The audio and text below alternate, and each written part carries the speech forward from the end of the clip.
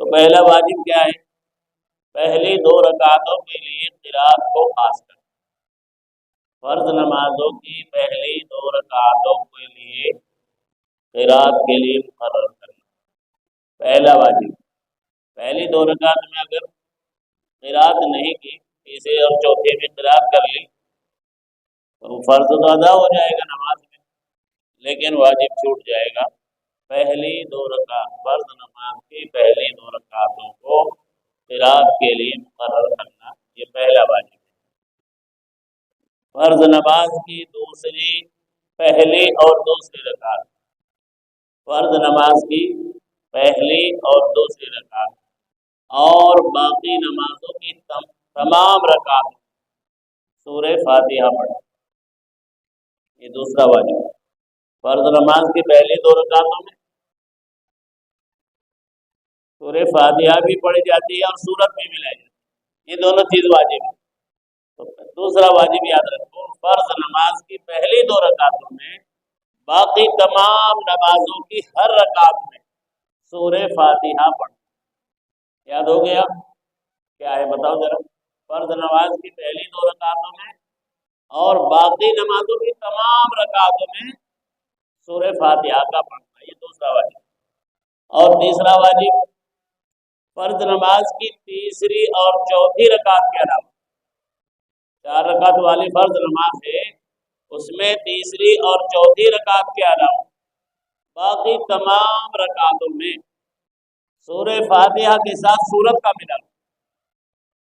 صرف فرض نماز ایسی 4 رکعت والی کہ اس کی تیسری اور چوتھی رکعت میں سورت نہیں ملائی جائے گی، تیسری اور چوتھی رکعت میں سورت نہیں ملائی جائے گی، باقی تمام نمازوں کی ہر رکعت میں سورہ فاتحہ کے بعد سورت بھی ملائی جائے گی، یہ تیسرا واجب۔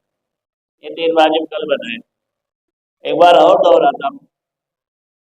فرض نماز کی پہلی 2 رکعتوں کو قرات کے لیے مقرر کرنا، اور دوسرا واجب فرض نماز کی پہلی 2 رکعت اور باقی نمازوں کی تمام رکعتوں میں سورہ فاتحہ پڑھنا۔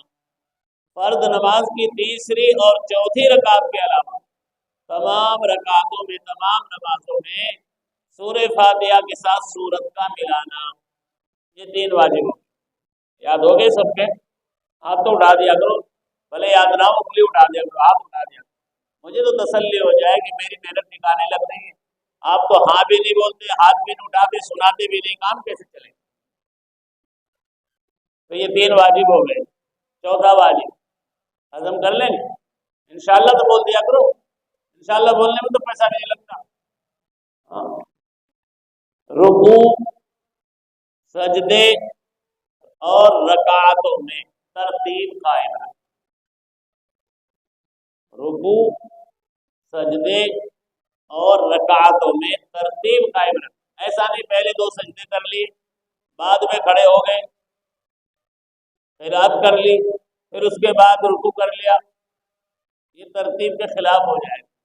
تو رکوع، سجود اور تمام رکعتوں میں ترتیب قائم رکھنا، یہ بھی واجب۔ یاد ہو گیا؟ رکوع، سجود اور رکعتوں میں ترتیب قائم رکھنا، یہ چوتھا واجب۔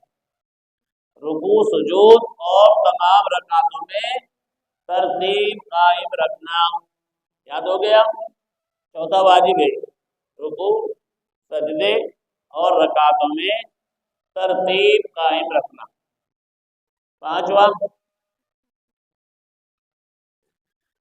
پانچواں واجب ہے دونوں سجدوں کے درمیان پہلے قیام ہے، رکوع سے سیدھا کھڑا ہونا، رکوع کے بعد اس کو کہتے ہیں قیام، رکوع کے بعد جب آپ کھڑے ہوتے ہیں تو سیدھا کھڑا ہونا یہ واجب، رکوع کے بعد سیدھا کھڑا ہونا یہ واجب ہے۔